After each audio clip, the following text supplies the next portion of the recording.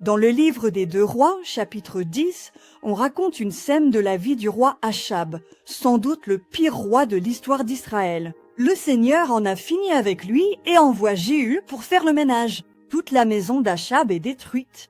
Il est clair que le Seigneur ne veut rien avoir à faire avec ceux qui ne l'adorent pas, lui et lui seul.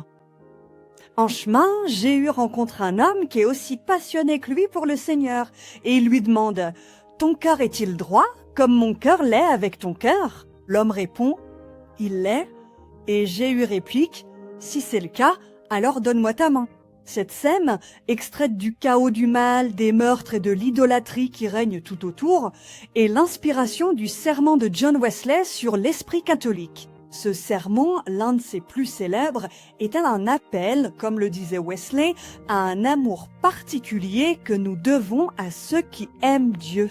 Dans un monde chaotique et contraire, Wesley soutenait qu'il est de notre responsabilité non seulement de prêcher l'évangile à ceux qui ne le connaissent pas encore, mais aussi de prendre soin du corps du Christ où qu'il se trouve dans le monde. Pour Wesley, cela signifiait adopter un esprit catholique. Ken Collins m'apprend qu'Ignace d'Antioche fut le premier à utiliser le terme d'église catholique pour décrire le corps universel des croyants unis en Jésus-Christ. Le concile de Constantinople définirait plus tard l'église commune, sainte, catholique et apostolique. C'est ce même esprit catholique qui a guidé Wesley dans la formation de la théologie méthodiste.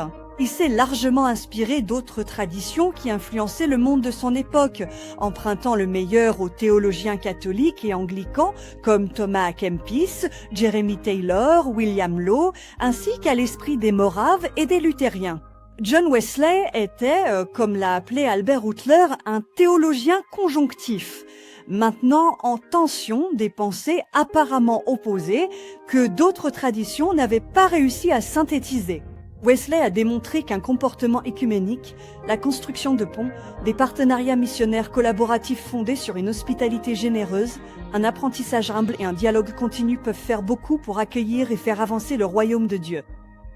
Bien qu'une différence d'opinion ou de mode de culte puisse empêcher une union extérieure totale, écrivait un jour Wesley, cela doit-il pour autant empêcher notre union et notre affection? Même si nous ne pensons pas de la même façon, ne pouvons-nous pas aimer de la même façon?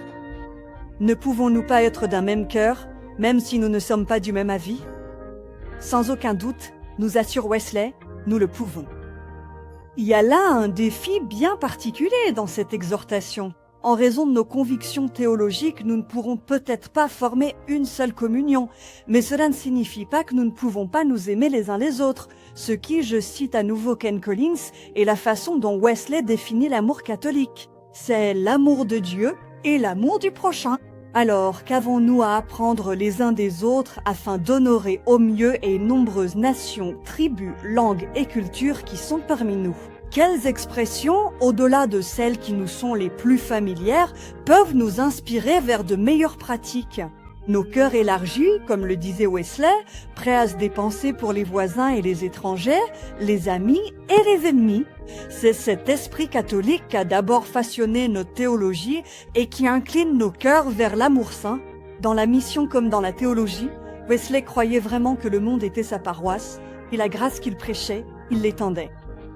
« Si ton cœur est comme le mien, écrivait-il, si tu aimes Dieu et toute l'humanité, je ne demande rien de plus, donne-moi ta main. » Ce sermon profond sur l'esprit catholique se conclut par cette sagesse, avance d'un pas égal, enraciné dans la foi transmise une fois pour tout au sein et fondé dans l'amour, dans le véritable amour catholique, jusqu'à ce que tu sois englouti dans l'amour pour toujours et à jamais.